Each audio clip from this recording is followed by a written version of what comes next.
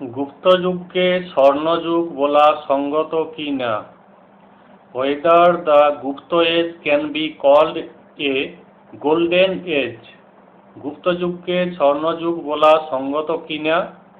Whether the Gupta age can be called a golden age? গুপ্ত স্বর্ণযুগের কারণ। গুপ্ত যুগের উদারপন্থী শাসন ব্যবস্থা, সাহিত্য, শিল্পের অসাধারণ অগ্রগতি, জনসাধারণের সচ্ছলতা ও দেশে শান্তি লক্ষ্য করে কোনো কোনো ঐতিহাসিক এই যুগকে স্বর্ণযুগ বলেন। তারা বলেছেন যে ভারত ইতিহাসের আর কোনো পর্যায়েই মানুষের জীবন এত সুখময় ছিল না। এই বক্তব্যের সমর্থনে তারা বলেন যে গুপ্ত শাসকরা উত্তর ভারতের এক বিস্তীর্ণ অঞ্চলকে একই রাজনৈতিক ছত্রছায়ায় আনার ফলে দেশের আভ্যন্তরীণ ও বৈদেশিক বাণিজ্য উল্লেখযোগ্যভাবে বৃদ্ধি পেয়েছিল। ব্যবসা বাণিজ্যের প্রসার দেশকে স্বভাবতই অর্থনৈতিক দিক দিয়ে সমৃদ্ধশালী করে তুলেছিল।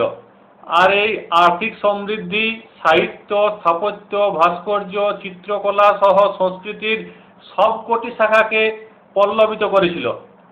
বার্নেট নামে এক ইউরোপীয় ঐতিহাসিক গুপ্ত যুগকে প্রাচীন গ্রিসের পেরিক্লীয় যুগের সঙ্গে তুলনা করেছেন। কেউ কেউ আবার গুপ্ত যুগকে মধ্যযুগের ইংল্যান্ডের এলিজাবেথীয় যুগের সঙ্গে তুলনা করেছেন। অনেকে আবার গুপ্ত যুগকে ক্লাসিক্যাল যুগ বলে অভিহিত করেছেন, কারণ এই যুগে শিল্প সাহিত্যে যে উন্নতি দেখা দিয়েছিল তা ইতিপূর্বে সম্ভব হয়নি, এবং গুপ্ত যুগের শিল্প সাহিত্য পরবর্তীকালে ভারত ও ভারতের বাইরে অনুকরণীয় ছিল। গুপ্ত যুগে ভারতের নিরাপত্তা। স্কন্দগুপ্তের শাসনকাল পর্যন্ত কোনো বড় ধরনের বৈদেশিক আক্রমণ গুপ্ত যুগে ঘটেনি। ভারতের নিরাপত্তা ও শান্তি দীর্ঘকাল মোটামুটিভাবে অক্ষুণ্ণ ছিল। স্কন্দগুপ্তের আমলে হুন আক্রমণ ঘটলেও তিনি তা প্রতিহত করে আরও 50 বছর ভারতকে নিরাপদে রাখেন। এই কৃতিত্ব বড় কম ছিল না। গুপ্ত শাসনের একেবারে শেষ দিকে পুনরায় হুন আক্রমণ ঘটে। সুতরাং দীর্ঘকাল গুপ্ত সম্রাটরা ভারতকে বৈদেশিক আক্রমণ থেকে সুরক্ষা করেন। সাম্রাজ্যের সংহতি ও ঐক্য। গুপ্ত শাসন ব্যবস্থা সাম্রাজ্যে আভ্যন্তরীণ শান্তি ও সংহতি রক্ষায় বিশেষ কার্যকরী হয়েছিল। মৌর্য যুগের অতিকেন্দ্রিকতা ত্যাগ করে গুপ্ত সম্রাটরা কেন্দ্রীকরণ ও বিকেন্দ্রীকরণ নীতির মধ্যে সামঞ্জস্য স্থাপন করেন। সাম্রাজ্যের ঐক্যকে বিনষ্ট না করে তারা প্রদেশ ও জেলা স্তরে ক্ষমতার বিকেন্দ্রীকরণ করেন এবং স্থানীয় প্রতিনিধি সভা গঠনের ব্যবস্থা করেন। গুপ্ত শাসন ব্যবস্থার এই দিকটি ছিল নিঃসন্দেহে প্রগতিশীল। এর ফলে সাম্রাজ্যের সংগতি দৃঢ় হয় এবং স্থানীয় ঔপজাতিক স্বাতন্ত্র্য রক্ষিত হলে জনসাধারণ সন্তুষ্ট হয়। ভারতের মতো একটা বিশাল দেশের পক্ষে এককেন্দ্রিক শাসনের দুর্বলতা তারা বিশেষভাবে বুঝেছিলেন। উদারপন্থী শাসন ব্যবস্থা। গুপ্ত শাসন ব্যবস্থার চরিত্র ছিল উদার। ফা হিয়েনের বিবরণ থেকে জানা যায় যে জনসাধারণ স্বাধীন ও অবাধভাবে জীবনযাপন করত। কোনো গুপ্তচর বা সরকারি কর্মচারী তাদের ব্যক্তি স্বাধীনতা ও দৈনন্দিন জীবনের শান্তিকে বিঘ্নিত করত না। ফৌজদারি আইন ছিল মৃদু। নিতান্ত বিশেষ অপরাধ ছাড়া অপরাধীর অঙ্গচ্ছেদ করা হতো না।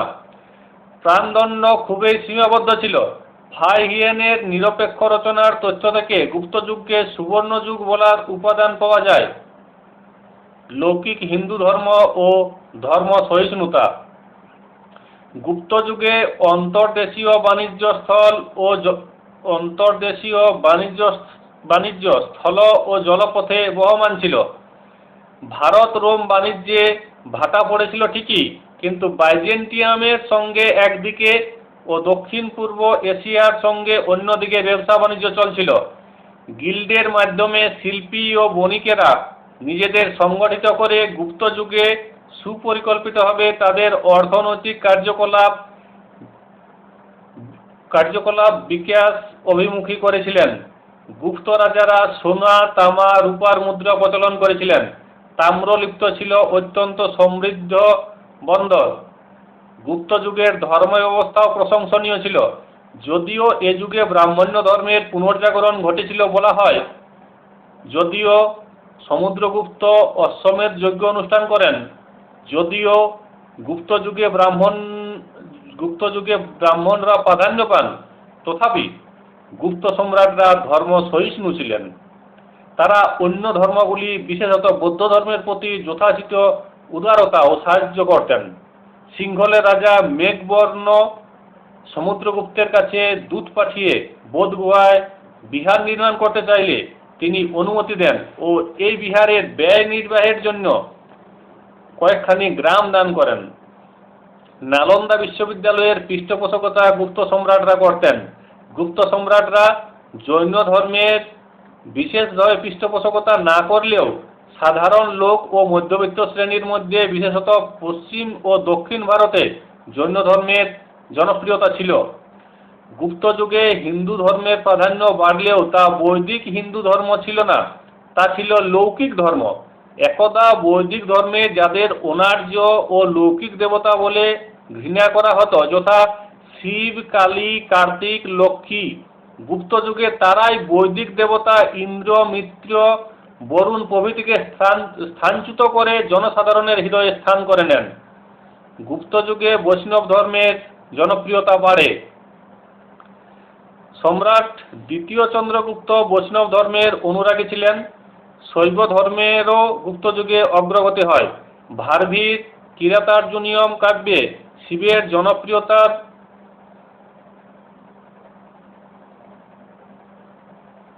প্রমাণ পাওয়া যায়। বাউ ও মৎস্য পুরাণে শিবের প্রতি বিশেষ ভক্তির প্রকাশ দেখা যায়। গুপ্ত যুগে বহু শিব মন্দির তৈরি করা হয়। গুপ্ত যুগে মূর্তি পূজার জনপ্রিয়তা বাড়ে। বৈদিক যজ্ঞের ও বৈদিক দেবতার পূজার প্রথা জনপ্রিয়তা হারায়। সাহিত্য দর্শনের অগ্রগতি। গুপ্ত যুগের সাহিত্যের ও দর্শনের চর্চার অগ্রগতি পরবর্তী প্রজন্মকে বিস্মিত করেছে। এ যুগের সৃজনী প্রতিভা যেন সহস্র শীর্ষ হয়ে সাহিত্য, দর্শন, শিল্পের ক্ষেত্রে বিকশিত হয়েছিল। শুধুমাত্র এই কারণে গুপ্ত যুগ সুবর্ণ যুগের আখ্যা পেতে পারে। প্রাচীন ভারতের কবি সার্বভৌম কালিদাস তার কাব্য ও নাটক রচনার দ্বারা সংস্কৃত সাহিত্যকে বিশ্ব সাহিত্যের অঙ্গনে প্রথম সারিতে স্থান করে দেন। তার মেঘদূতম, রঘুবংশম, কুমার সম্ভবম, অভিজ্ঞান শকুন্তলম ভারতীয় সাহিত্য ভাণ্ডারকে অমূল্য রত্নরাজিতে পূর্ণ করেছিল। প্রসঙ্গক্রমে উল্লেখযোগ্য যে রামায়ণ, মহাভারত ও প্রাচীনতর পুরাণগুলির পূর্ণাঙ্গ রূপ গুপ্ত যুগেই সম্ভব হয়েছিল। এতকাল সরকারি ভাষা ছিল প্রাকৃত। গুপ্ত যুগ থেকে সংস্কৃত ভাষা তার যোগ্য মর্যাদার আসন লাভ করেছিল রাজদরবারে। তার প্রমাণ সংস্কৃত ভাষায় রচিত গুপ্ত লেখগুলি। ভারভী, শূদ্রক, বিশাখা দত্ত প্রভৃতি সাহিত্যিক ছিলেন গুপ্ত যুগের সাংস্কৃতিক প্রতিনিধি। দর্শন শাস্ত্রে গুপ্ত যুগের চিন্তাবিদদের মধ্যে মৌলিক চিন্তার প্রভাব লক্ষণীয়। গৌড়পাদের বেদাঙ্গ দর্শন, আসঙ্গের নাগাচার শাস্ত্র, ঈশ্বর কৃষ্ণের সাংখ্যকারিকের কথা এ প্রসঙ্গে বলা যায়। বিখ্যাত বৌদ্ধ দার্শনিক বসুবন্ধু এই যুগে আবির্ভূত হন। গুপ্ত যুগে প্রতিষ্ঠিত নালন্দা বিশ্ববিদ্যালয়ের পাঠ্যক্রমে বৌদ্ধ দর্শনের পাশাপাশি ষড়দর্শনেরও স্থান ছিল। গুপ্ত যুগে আয়ুর্বেদে বাগভট্ট সর্বশ্রেষ্ঠ ছিলেন।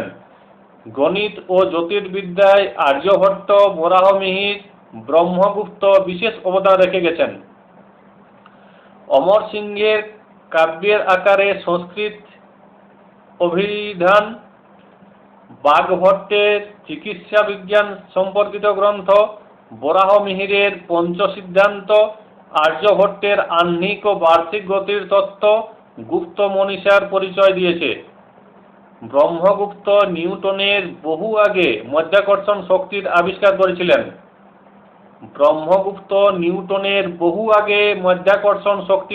করেছিলেন। গুপ্ত যুগে ধাতুবিদ্যার বিশেষ অগ্রগতি হয়েছিল। লোহা ও অন্যান্য ধাতু গলিয়ে নানা রকম জিনিস প্রস্তুত করা হতো। পাটলিপুত্রে গুপ্ত যুগে ব্রোঞ্জ নির্মিত বুদ্ধ মূর্তি পাওয়া গেছে। আবার দিল্লির মেহেরুলিতে অবস্থিত চন্দ্ররাজার লৌহস্তম্ভ এখনো পৃথিবীর বিস্ময়।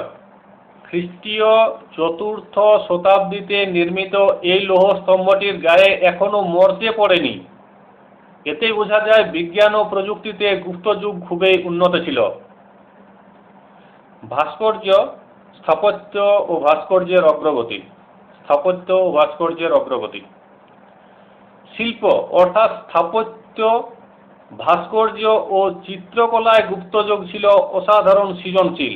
একদিকে স্থাপত্য নিদর্শনের মধ্যে উল্লেখযোগ্য ছিল বৌদ্ধস্তূপ, চৈত্য ও বিহার। গুপ্ত যুগে সর্বপ্রথম ব্রাহ্মণ্য দেবদেবী সমন্বিত মন্দির স্থাপনের বিকাশ হয়।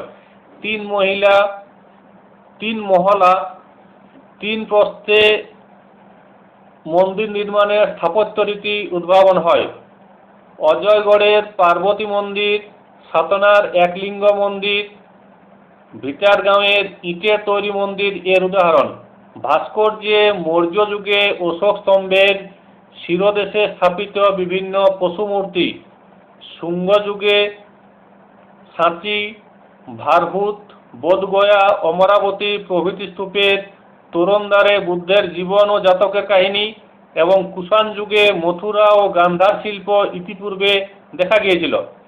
গুপ্ত যুগের ভাস্কর্য গান্ধার শিল্পের স্থূলত্ব অমরাবতীর ইন্দ্রিয়তাবাদ অতিক্রম করে এক অতীন্দ্রিয় স্তরে পৌঁছেছিল। দেবদেবীর ওষ্ঠাধরে স্মিতহাস্য হৃদয়ে দিব্যজ্ঞানের উদ্ভাসের পরিচয় দেয়। অর্ধনিমীলিত চক্ষু প্রজ্ঞা বা বোধের সাক্ষ্য দেয়। দেবদেবী মূর্তির হাতের অঙ্গুলিগুলি চাঁপার পাপড়ির মতো বাঁকা, বাহু মোনাসের মতো, চক্ষু হরিণী বা সফরীর মতো, দেবতার স্কন্ধ সিংহের কাঁধের মতো। এ যুগের চিত্রশিল্পের উদাহরণ অজন্তার প্রাচীরের গায়ে আঁকা আছে। গুপ্ত যুগের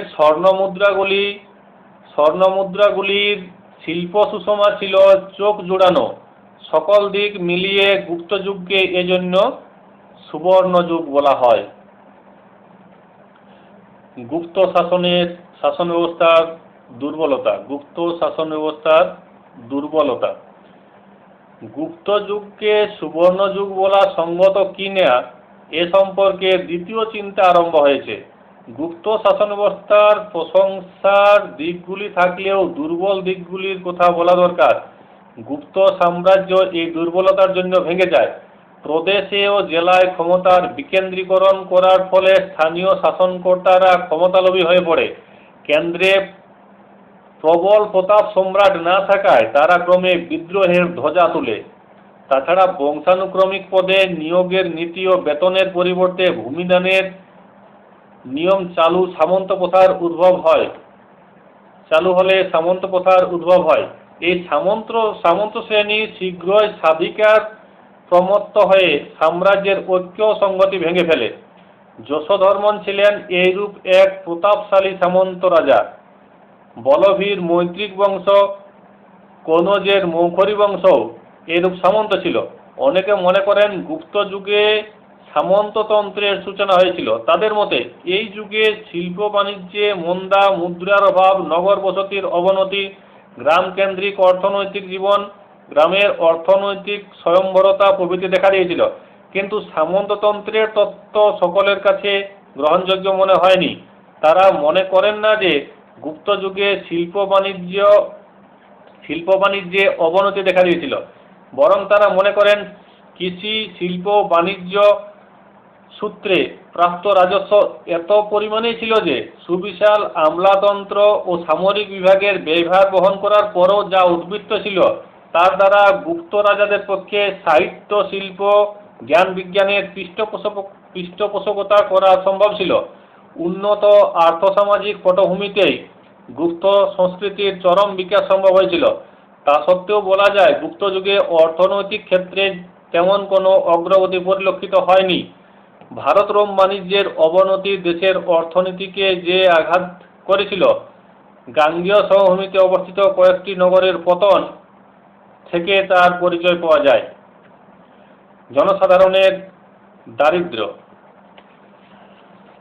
গুপ্ত যুগের স্বর্ণমুদ্রাগুলি এ যুগের অর্থনৈতিক উন্নতির পরিচয় দিলেও এ আপাত সচ্ছলতার অন্তরালে ছিল জনসাধারণের অপরিসীম দারিদ্র্য। শাসক শ্রেণী, সামন্ত ও অভিজাত শ্রেণী হয়তো স্বর্ণমুদ্রা ব্যবহার করত, সাধারণ লোকে তার অধিকারী ছিল না। দৈনন্দিন কেনাবেচার জন্য রৌপ্য মুদ্রার দরকার ছিল। গুপ্ত যুগে রৌপ্য মুদ্রার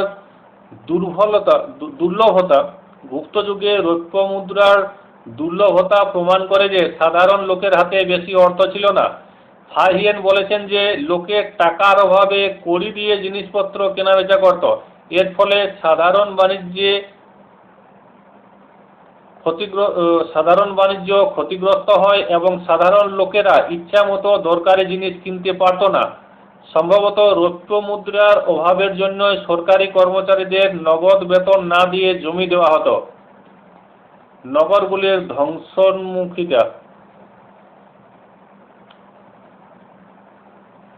যদিও ফাহিয়েন গুপ্ত যুগের সমৃদ্ধির কথা বলেছেন, তবুও তিনি উল্লেখ করেছেন যে দেশের বড় বড় শহরগুলি ধ্বংস হতে বসেছিল।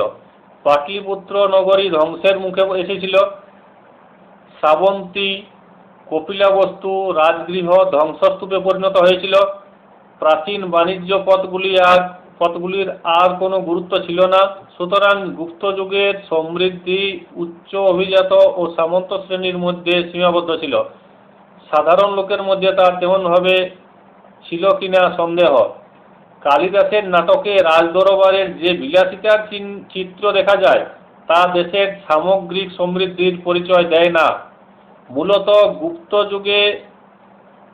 গুপ্ত যুগের সচ্ছলতা অনেক পরিমাণে সামন্ত শ্রেণীর শোষণ ও ধনী বণিকদের আর্থ কৌলীন্যের উপর নির্ভর করত।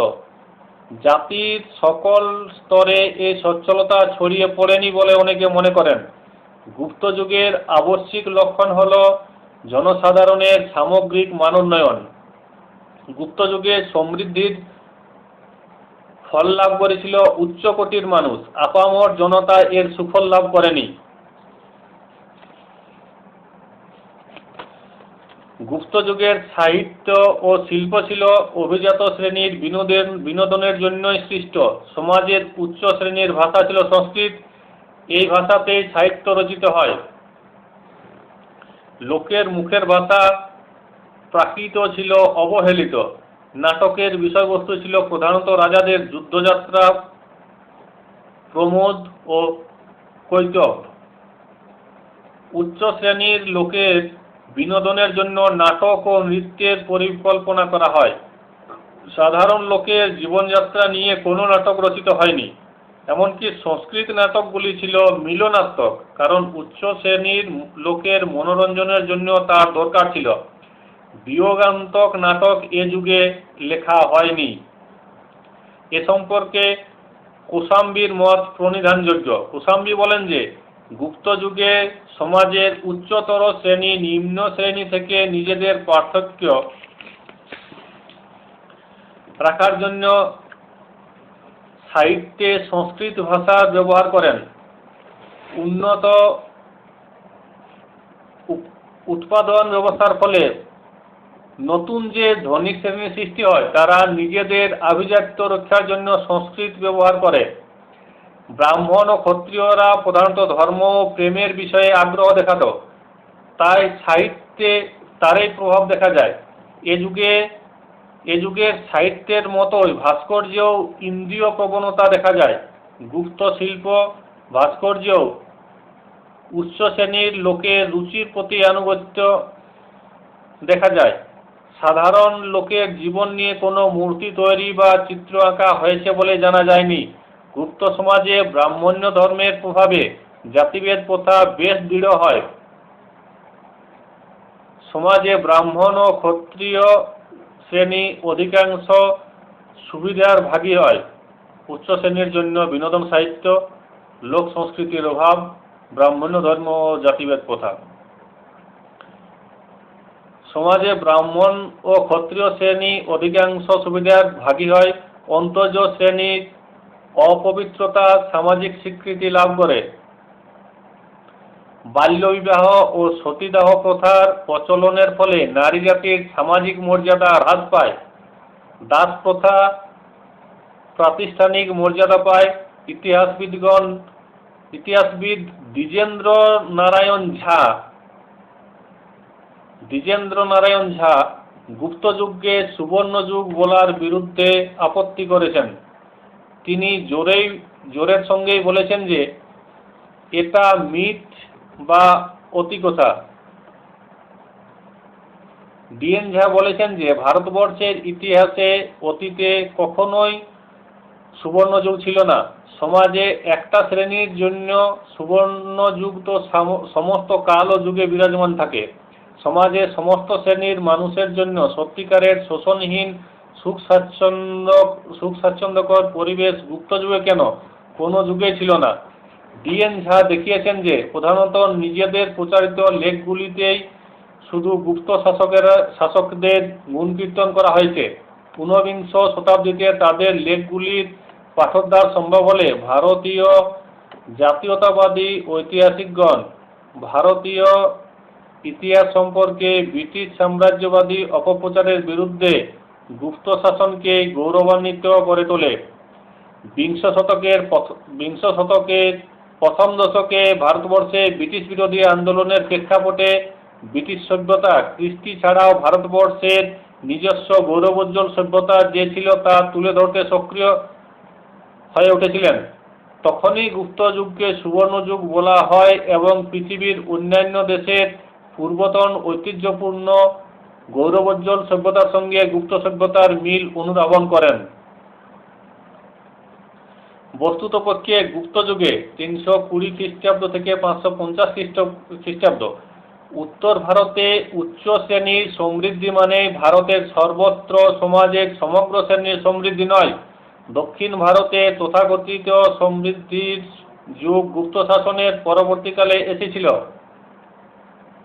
একথা মনে রাখা উচিত, গুপ্ত যুগে সাহিত্য, শিল্প, সংস্কৃতির ক্ষেত্রে যে উন্নতি লক্ষ্য করা যায় তা রাতারাতি সম্ভব হয়নি। গুপ্ত যুগের পরবর্তী যুগে অর্থাৎ কুষাণ শাসনে উত্তর ভারতের অর্থনীতি ও শিল্প সংস্কৃতির ক্ষেত্রে পূর্ববর্তী যুগের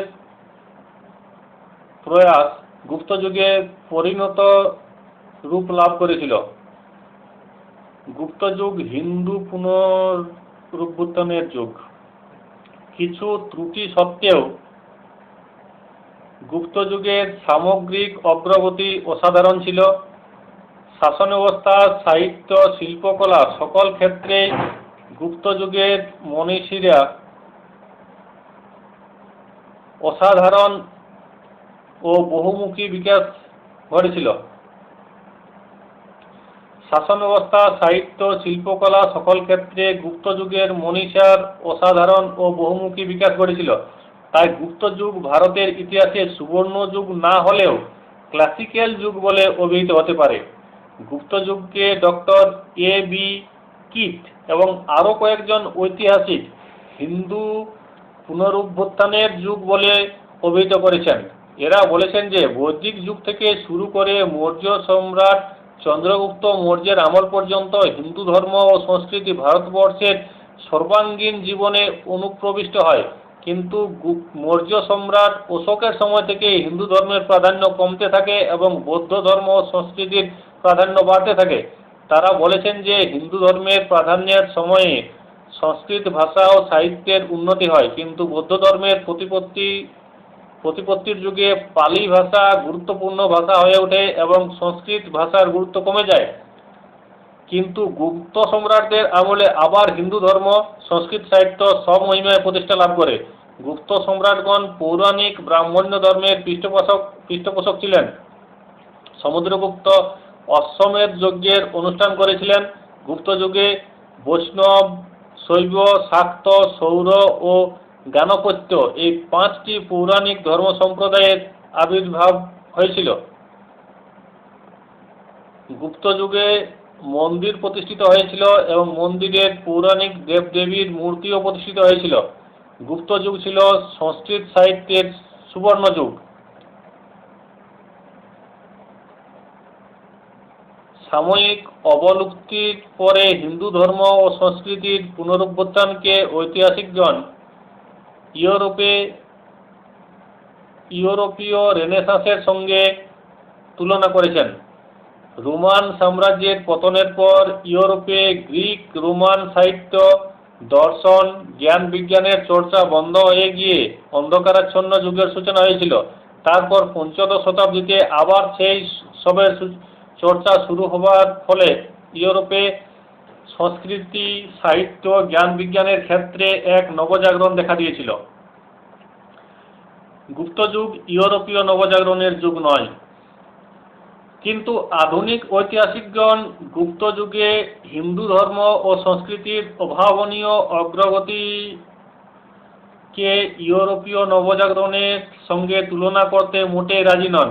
কারণ ইউরোপের তমসাচ্ছন্ন যুগের ন্যায় ভারতে হিন্দু ধর্ম ও সংস্কৃতির ক্ষেত্রে কোনো তমসার সৃষ্টি হয়নি। মৌর্য যুগে বৌদ্ধ ধর্ম